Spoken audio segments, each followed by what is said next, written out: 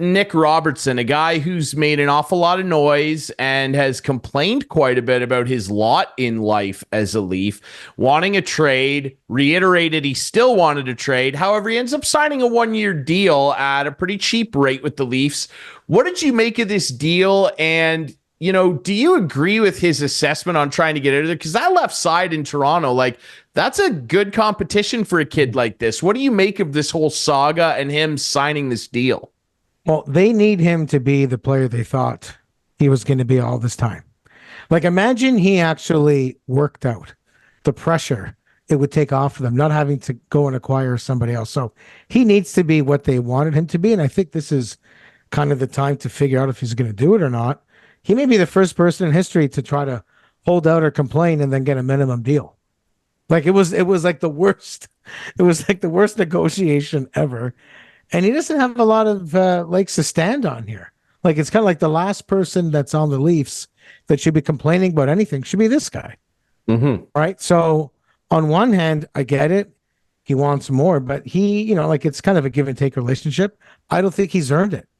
I think he's shown a little bit of promise. He's got to play his butt off and earn it. Mm-hmm. Well, he's been injured. Broke his leg. Had some tough luck too. But yeah, you're right. He hasn't earned it at all. The money in Toronto's there. Toronto's not cheap. They'll pay guys. Mm-hmm. So it's, he just hasn't, he doesn't have the X's and O's to go with the dollar sign at this point. So we'll see what happens.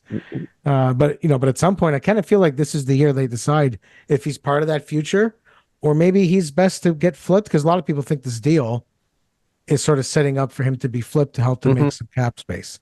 So assuming he is on this team, where do you see him playing?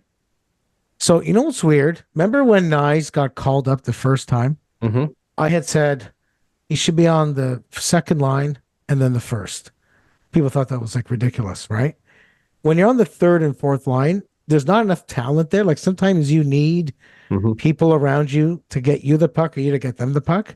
So I'm not saying he's a first or second line guy, but he's not a fourth line grinder either. No. So he's got to be a part of a new look third line, potentially centered by John Tavares. It looks like now that he's not the captain, that might happen. So I kind of feel that's his spot.